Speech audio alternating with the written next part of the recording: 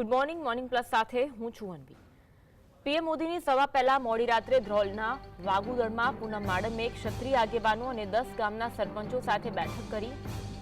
ભાજપના નેતા રાજબા જાડેજાના ફાર્મ પર યોજાયેલી બેઠકમાં પીએમ મોદીના સભા પહેલા ઘીના ઠામમાં ઘી પડી ગયું હોવાનો ઘાટ ઘડાયો। આગેવાનોએ સ્પષ્ટતા કરી કે તેમનો વિરોધ માત્ર પરસોત્તમ રૂપાલા સામે છે, નહીં કે જામનગરના ભાજપના ઉમેદવાર સામે। સાથે એવું પણ નક્કી થયું કે ધ્રોલ તાલુકાના ક્ષત્રિય આગેવાનો કે યુવાનો અન્ય કોઈ સમાજના લોકોને મતદાન મુદ્દે કોઈ ખલેલ નહીં પહોંચાડે। એક્સક્લુઝિવ દ્રશ્યો આપ જોઈ રહ્યા છો। ક્ષત્રિય સમાજના આગેવાનો દ્વારા સ્પષ્ટતા આપવામાં આવી હતી। તો તેમાં એવું કીધું કે એવું નક્કી થયું છે કે ધ્રોલ તાલુકાના ક્ષત્રિય આગેવાનો કે યુવાનો અન્ય કોઈ સમાજના લોકોને મતદાન મુદ્દે કોઈ ખલેલ નહીં પહોંચાડે। ક્ષત્રિય સમાજના આગેવાનો એવા શ્રી ગોઉબા દાદા, શ્રી સીઆરભાઈ જાડેજા, શ્રી પ્રવીણસિંહ કાકા, શ્રી નવલસિંહભાઈ, તમામ આગેવાનોની ઉપસ્થિતિમાં ઘણા બધા સરપંચો, સરપંચ એસોસિએશનના પ્રમુખ પણ ક્ષત્રિય સમાજમાંથી આવે છે, તેઓની ઉપસ્થિતિમાં અમે ઘણા યુવા ભાઈઓ સાથે સંવાદ કર્યો। ઘણા બધા ઇસ્યુઝ હતા, કે ઘણા સ્થાનિક પણ હતા, અને સાથે સાથે એક રોષ સ્વાભાવિક રીતે પાર્ટી સમક્ષ આ વિષયનો લઈને હતો। ત્યારે મેં પણ એક બેન તરીકે, એક દીકરી તરીકે, ક્ષત્રિય સમાજના પરિવારના એક સદસ્ય તરીકે આ બધા ભાઈઓને વિનંતી કરી કે આ ઇલેક્શન તો 7 તારીખ પછી પૂર્ણ થઈ જશે, પણ આ ઇલેક્શન 7 તારીખ સુધી કંઈ પણ જાતનો સંઘર્ષ ઊભો થાય, કોઈ પણ જાતનો એવો ખેંચાખેંચીનો માહોલ અથવા વર્ગ વિગ્રહ ઊભો થાય એવું હું આ ઇલેક્શનમાં નથી ઈચ્છતી। તો હું વિનંતી કરું છું કે તમે જેમ બહેનો અને દીકરીઓની ગરિમાની આખી લાગણી લઈ અને આગળ વધો છો, ત્યારે હું પણ એક બહેન તરીકે તમને વિનંતી કરું છું કે અત્યારે આ તમે જે રોષ છે એને ક્યાંક ઠંડો કરો। 7 તારીખ પછી કોઈ આપણે આગળ વધવું હશે સારી રીતે, બધા સમરસ રીતે, તો પણ જો સંઘર્ષ થયો હોય તો અઘરું થઈ જાય। એ મારી વાત બધાએ અહીં સ્વીકાર કરી કે જે આજ ઘણા દિવસથી આ કોંગ્રેસની મગજની અંદર એક અલગ પ્રકારની ગતિવિધિ ચાલતી હતી કે ભાઈ જ્યારે ભારતીય જનતા પાર્ટીનો વિરોધ છે ત્યારે ક્ષત્રિયો એમને મત આપશે। તો એમની જે વિચારધારા હતી એ ખરેખર જોવા જઈએ તો અકલ્પનીય વિચારધારા હતી કે આવી કલ્પના પણ ક્યારેય અમે નથી કરી શકતા। અમે વર્ષોથી ભારતીય જનતા પાર્ટી સાથે જોડાયેલા છીએ અને ભારતીય જનતા પાર્ટીને મત આપતા આવ્યા છીએ। ક્યાંક ને ક્યાંક જે ભારતીય જનતા પાર્ટી દ્વારા જે રૂપાલા સાહેબનો જે ક્ષત્રિય સમાજે વિરોધ કર્યો હતો અને જે રૂપાલા સાહેબની ટિકિટ રદ કરવાની જે માંગણી કરી હતી, એનાથી ક્યાંક ને ક્યાંક અમારી ક્ષત્રિય સમાજની ખૂબ મોટી નારાજગી છે, અને આ નારાજગી અત્યારે પણ યથાવત છે। આ નારાજગીની અંદર હજુ કોઈ ફરક નથી। આજે જ્યારે બધા સરપંચોની હાજરીમાં જ્યારે બધા સાથે મળ્યા ત્યારે અમે એક જ વાત કહી છે કે ભાઈ અમારી જે નારાજગી છે એ યથાવત છે। અમે ભાજપને પહેલાં પણ મત નહોતા આપવાના અને આજે પણ મત નથી આપવાના, પણ એનો મતલબ એવો નથી કે અમે કોંગ્રેસને મત આપશું। એથી અમે લોકોએ આજે એવો નિર્ણય કર્યો છે કે ભાઈ અમે અત્યારે કોઈ પણ પાર્ટીને મતદાન કરવાના નથી। કે જ્યારે કોઈ પણ ઘોડો આપણને ન ગમતો હોય તો આપણે ગધેડાને મત આપવો એ આ વ્યાજબી વાત નથી। કોઈની વિચારધારા હોઈ શકે, કોંગ્રેસી વિચારધારા હોઈ શકે, જે કોંગ્રેસી વિચારધારા સાથે જોડાયેલા હોય એ ક્યાંક કોંગ્રેસને મત આપવાની પ્રેરણા આપતા હોય, પણ ક્ષત્રિય સમાજ હંમેશા ભારતીય જનતા પાર્ટી સાથે જોડાયેલો છે અને ભારતીય જનતા પાર્ટીની અંદર નરેન્દ્રભાઈની જે વિચારધારા છે, નરેન્દ્રભાઈનું જે હિન્દુત્વ છે, નરેન્દ્રભાઈ દ્વારા હિન્દુઓ માટે જે કાર્ય કરવામાં આવ્યા છે, જે 370ની કલમો હટાવવામાં આવી છે, એમ અસંખ્ય જે સમાજ ઉપયોગી જે કામો જેને કહી શકાય જ્યારે નરેન્દ્રભાઈ મોદી દ્વારા કરવામાં આવ્યા છે, તો અમારી ભારતીય જનતા પાર્ટીની નારાજગી છે એ યથાવત છે। એટલે અમે લોકોએ આજે એવું નક્કી કર્યું છે કે ભાઈ અમે મતદાન નહીં કરીએ। એટલે આજે મોટા વાગુદળની અંદર અમારે એવો નિર્ણય લેવાનો છે, જ્યારે આદરણીય સાંસદ બેન શ્રી પૂનમબેન માડમની હાજરીમાં, તેમજ કેબિનેટ મંત્રી શ્રી રાઘવજીભાઈની હાજરીમાં, તેમજ અમારા આદરણીય ધારાસભ્ય શ્રી મેઘજીભાઈની હાજરીમાં, બધાની હાજરીમાં બધાનો એક જ સૂર હતો અને એક જ મત હતો કે ભાઈ અમે ભાજપ અમને નથી ગમતી એટલે અમે કોંગ્રેસને મત આપશું, એ ક્યારેય કોંગ્રેસ માની ન લે। બરાબર છે, અમે મતદાન નથી કરવાના અને અમે મતદાનનો બહિષ્કાર કરશું। કેટલા ગામના સરપંચો જે છે તે ઉપસ્થિત થયા હતા અને કેટલા ગામના સરપંચોનો આ સંયુક્ત નિર્ણય છે, અને ખાસ કોંગ્રેસમાં મતદાન નથી કરવાના. મતલબ એક મેસેજ એવો સ્પષ્ટ ક્લિયર કહી શકાય કે ઉમેદવાર સાથે કોઈ વાંધો નથી, જે મોદી સાહેબ સાથે કોઈ વાંધો નથી, માત્ર રૂપાલા અને જે ભાજપ જે વિરોધી જે મતદાન કરવાની જે વાત હતી તે વાત છે. સંપૂર્ણપણે વાત ચોક્કસ છે. મોદી સાહેબ સાથે ક્યારેય ક્ષત્રિય સમાજને વાંધો હતો જ નહીં અને છે પણ નહીં. ક્ષત્રિય સમાજને મોદી સાહેબે ખૂબ જ ઉપયોગી થયા છે અને ક્ષત્રિય સમાજને ખૂબ જ મોદી સાહેબે અકલ્પનીય જેને કહી શકાય એવી રીતે ક્ષત્રિય સમાજનું રાખવામાં કંઈ બાકી નથી રાખ્યું. ઉમેદવાર સાથે અને ખાસ કરીને જ્યારે ઉમેદવાર છે તો અમારા અત્યારે ઉમેદવાર તરીકે આદરણીય શ્રી પૂનમબેન માડમ છે, અને જ્યારે વાત અસ્મિતાની હોય ત્યારે એ પણ એક મહિલા છે. અને જ્યારે મહિલાની અસ્મિતા ઉપર ક્યારેય પણ કોઈ પણ પ્રકારની વાત આવતી હોય તો જેમ અમારી જેમ બેન દીકરીઓ છે એમ પૂનમબેન પણ અમારા બેન છે. તો જ્યારે એમને પણ જો ક્યાંય કોઈ એમનું પણ કોઈ પણ જગ્યાએ અપમાન થાય એ ક્ષત્રિય સમાજ ક્યારેય સહન ના કરી શકે. બિલકુલથી. તો આ હતા ક્ષત્રિય સમાજના આગેવાન રાજભા કે જેઓએ જણાવ્યું કે જે ભાજપ સાથે જે ભાજપ વિરોધી જે મતદાન કરવાની જે વાત હતી તેમાં ભાજપને મત ક્ષત્રિય સમાજ હજુ પણ નહીં આપે, પરંતુ કોંગ્રેસને આપશે તેવી કોઈ વાત નથી.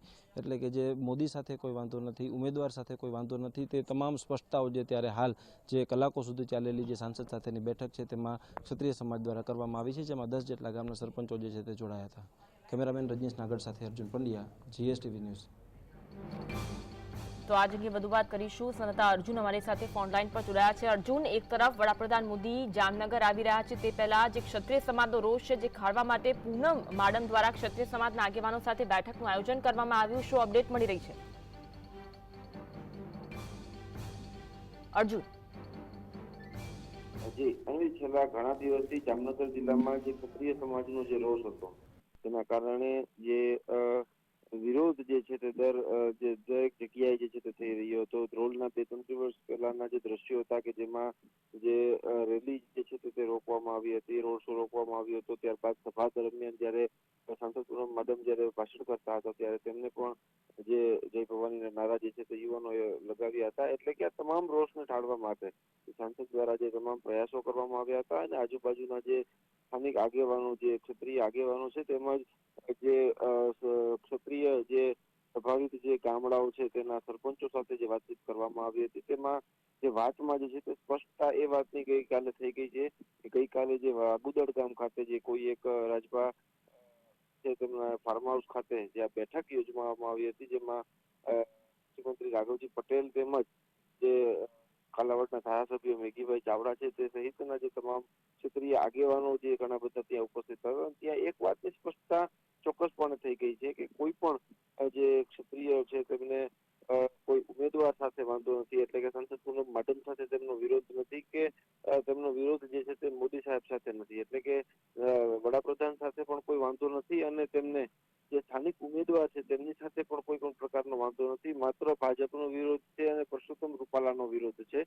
એટલે કે ભાજપને મતદાન તેઓ ત્યારે પણ નતા કરવાના અને હજુ પણ નહીં કરે, પરંતુ સાથે સાથે એક મેસેજ તેઓએ તે પણ આપ્યો છે કે જો ઘોડો પસંદ ન આવે તો ગધેડાને મત આપવો તે વાત યોગ્ય નથી. એટલે કે કોંગ્રેસને મતદાન તેઓ ચોક્કસથી નહીં કરે. જો ભાજપને તેઓ મત નહીં આપે તો એનો મતલબ એવો કોંગ્રેસ જરા પણ ન સમજી લે કે તેઓ કોંગ્રેસને મતદાન કરશે. એટલે કે ભાજપને મત નહીં મળે તો કોંગ્રેસને મત તો અર્જુન, એ પ્રશ્ન એક એ પણ થાય છે, ચલો તે જે ક્ષત્રિય આગેવાનો દ્વારા કહેવામાં આવ્યું છે કે કોઈને મતદાન નહીં કરે, પરંતુ હકુબા જાડેજા શા માટે ઉપસ્થિત નતા રહ્યા એ પણ એક પ્રશ્ન છે. બિલકુલથી જાડેજા છે તેઓ ત્યાં ઉપસ્થિત ન રહ્યા હતા, પરંતુ વાત જે હતી તે ત્યાંના જે સ્થાનિક જે ગામડાઓ છે, કે કારણ કે છેલ્લા ઘણા દિવસથી જે ધ્રોલ જે વિસ્તાર છે, અન્વિત જામનગર જિલ્લાનો ધ્રોલ વિસ્તાર એક એવો વિસ્તાર છે કે જે ક્ષત્રિય પ્રભાવિત જે વિસ્તાર છે અને તે ક્ષત્રિય પ્રભાવિત ત્યાં ઘણા બધા ગામડાઓ છે. એટલે તેમની સાથે સાંસદે જે છે તે સીધી વાત કરી હતી. કૃષિ મંત્રી રાઘવજી પટેલ જે છે તે ધ્રોલના છે અને તેમનું હોમ ટાઉન જે છે ધ્રોલ છે, પરંતુ એક વસ્તુ એ પણ સ્પષ્ટ છે કે ઘણા દિવસથી જે ડેમેજ કંટ્રોલના પ્રયાસ થઈ રહ્યા છે તેમાં પણ હકુબા જાડેજા ઉપસ્થિત નથી. એટલે તે પણ એક જે બાબત જે છે તે અત્યારે વળગે તેવી દેખાય છે. જી જી, આભાર અર્જુન માહિતી આપવા માટે. પરંતુ આ જે બેઠક યોજાઈ તેમાં પ્રશ્ન એ થાય છે કે હકુબા જાડેજા શા માટે ઉપસ્થિત નહોતા રહ્યા ક્ષત્રિય સમાજનો રોષ કાઢવા? ચલો આજ અંગે વાત કરીશું. સહયોગી અનિલ અમારી સાથે લાઈવ જોડાયા છે. અનિલ, જે ક્ષત્રિય સમાજનો રોષ છે ભાજપને નડે તેવી શક્યતાઓ જોવા મળી રહી છે. જામનગરમાં વડાપ્રધાન મોદી આજે સભા સંબોધવાના છે. તે પહેલા પૂનમ માડમ દ્વારા ક્ષત્રિય આગેવાનો સાથે 10 ગામના સરપંચો સાથે બેઠક કરી અને એ લોકોનો રોષ ખળવાની કોશિશ કરી, પરંતુ ક્ષત્રિય સમાજ કહી રહ્યો છે કે અમે કોઈને મત નહીં આપીએ. તમે જુઓ, આ બે વસ્તુ થઈ. તમે પણ જે વસ્તુ સાંભળી, મેં પણ એ જ વસ્તુ સાંભળી. બે વસ્તુ. પહેલા પૂનમબેન બોલ્યા કે 7 તારીખ પછી આપણી સ્થિતિ આગળ વધી નહીં શકે, એવી સ્થિતિ જો ન થાય એવું ધ્યાન રાખો. સીધી રીતે ધમકી છે સમગ્ર જે ક્ષત્રિય સમાજ છે એને, કે 7 તારીખ પછી તમને જોઈ લઈશું, આગળ નહીં વધી શકે તમામ વસ્તુઓ, એ તમામ વસ્તુઓ. બીજી વાત, જે બાઇટ ચાલી રાજભાની, એવા તમામ લોકોને, જે લોકો આંદોલન ચલાવી રહ્યા છે તેમને ભાજપૂતો કહે છે. કેમ કહે છે એ આપણે જોયું. એમણે એક વાત કહી કે અમે મતદાન ભાજપને તો નથી કરવાના, કોંગ્રેસને નથી કરવાના, અને અમે બહિષ્કાર કરવાના છે. એમાંથી બે વસ્તુ નીકળી. એક તો આ લોકો કટ્ટર ભાજપીઓ છે, જે લોકો ભાજપને મતદાન નહીં કરે એ વાતને માલ નથી, કારણ કે આ લોકો ખાલી બોલે છે, એ લોકો ભાજપને જ મતદાન કરશે. હવે જો નહીં કરે તો નંબર 1, એક તો મતદાન નહીં કરે તો એ ભાજપને ના મતદારો છે, એ મતદાન નહીં કરે ભાજપને નુકસાન. બીજું, જો કોઈને મતદાન નહીં કરે તો એ લોકશાહીને નુકસાન. એટલે આ ભાજપ જ્યાં જીતી નહીં શકે, માર્જિન નહીં થઈ શકાય, તો ત્યાં લોકોને ખરીદી લે, જેમ કે સુરત અને ઇન્દોરમાં થયું. અને જ્યાં એવું લાગે કે આપણો વિરોધ થઈ રહ્યો છે, ત્યાં કોઈને મતદાન ન કરવા દે. મતલબ સાફ છે કે ભાજપને એક વાતનો ડર છે કે જે 5 લાખનું લીડ લઈને નીકળ્યા છે એ ક્યાંક ઘટી ન જાય. આખા ઘટનાક્રમમાં એક વાત જરૂરથી એની સામે આવી છે. હકુબા જાડેજા, જે તમે પણ પૂછ્યું, ઉપસ્થિત ન રહ્યા.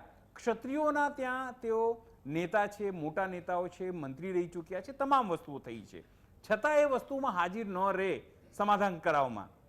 જો કેસરીદેવસિંહ ઝાલા ઉપસ્થિત રહેતા હોય, એમને તમામ પ્રકારની વસ્તુઓ કહેવામાં આવતી હોય, જયરાજસિંહ જે છે એમને કહેવામાં આવતી હોય, છતાં એ જો દોડતા હોય, એવા કન્ડિશનમાં, અથવા એ ભાજપ માટે તમામ જગ્યાએ કાર્યક્રમો કરી રહ્યા છે, ભલે એમનો રોષનો ભોગ બની રહ્યા છે, લોકોએ જયરાજસિંહને જયરાજભાઈ કહી દીધું. આ પદ્મબેન વાળાજી અત્યારે ગીતો ગાઈ રહ્યા છે, વડાપ્રધાન નરેન્દ્ર મોદીના વખાણ કરી રહ્યા છે કે અમારે એમનો વિરોધ નથી, એ જ વિરોધ કરી રહ્યા હતા સૌથી પહેલા. પણ એવામાં હકુભા જાડેજા જો ઉપસ્થિત ન રહે તો મોટો સવાલ છે કે પૂનમબેનની એવી શું હેસિયત છે કે જઈને ક્ષત્રિયો સાથે વાત કરી શકે? ક્ષત્રિયો એમની વાત શું કરવા માને એટલા માટે જ કે તેમને એવું લાગે છે કે તેઓ ભાજપના છે, કોંગ્રેસને ફાયદો નથી કરાવો. એવામાં હકુભા જાડેજાને સાઇડ ટ્રેક કરવામાં આવ્યા છે. મતલબ સાફ છે કે ક્યાંક ને ક્યાંક ભાજપને હકુભા ઉપર વિશ્વાસ નથી. એમને લાગે છે કે આનાથી જો નુકસાન થાય, કારણ કે મૂળ હકુભા ક્યાંક ને ક્યાંક કોંગ્રેસથી એમના સંબંધો છે, વર્ષોથી રહ્યા છે, કારણ કે એ સીટ ઉપર પહેલાં પણ વિક્રમ માંડમ કોંગ્રેસનું સત્તા હતી, પૂનમબેન પોતે કોંગ્રેસમાં હતા, હવે તેઓ ભાજપમાં છે. પણ સવાલ એ જ છે કે આ તમામ પ્રકારની બેઠકથી એ બેઠકનો ફાયદો શું? 2 દિવસથી જામનગરની અંદર ક્ષત્રિય મહિલાઓના ઘરમાં ઘૂસીને પોલીસે તમામને ઉપાડ્યા છે, છોકરાઓ યુવાનોને મારવામાં આવ્યા છે, એમની અટકાયતો કરવામાં આવી છે. તો શું આ તમામ વસ્તુઓ જેમને કથિત રીતે રાજભા જેવા જે સરપંચો છે, શું એ વાત પચાવી લેશે? જે સમાજ છે તેમની વાત માનશે?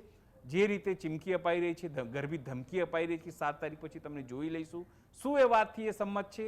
બીજી એક વાત, ભાજપને મત ના આપે, કોંગ્રેસને મત ના આપે, કમસે કમ નોટા આપે. લોકશાહીમાં એટલા માટે જ નોટાની જગ્યા હતી કે કોઈ તમને ગમતું નહીં. જે રીતે વાત કરી રાજભાઈ કે અમે ઘોડાને ના આપી દઈશું, અમે ગધેડાને પસંદ કરીએ. ભાઈ, તમને કોઈ પસંદ નથી, તમે નોટા નાખો. તમને કહેવાનો જાહેરમાં બિલકુલ અધિકાર નથી. તમે લોકપ્રતિનિધિ તો કે અમે બહિષ્કાર કરીશું.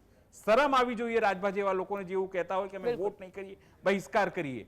આમની સામે તો FIR થવી જોઈએ. આવા લોકો ઇલેક્શન કમિશનર ધ્યાન રાખીને એમને જેલમાં પૂરી દેવા જોઈએ જો એ લોકો સ્કોરતા હોય સમાજને કે કોઈ મત ના નાખે. નોટા નાખો પણ તમે વોટ કરો, એ જ લોકશાહીની સાચી પ્રતીતિ છે. આભાર અનિલ જોડાવા માટે અને આ સમગ્ર મામલે આપે જે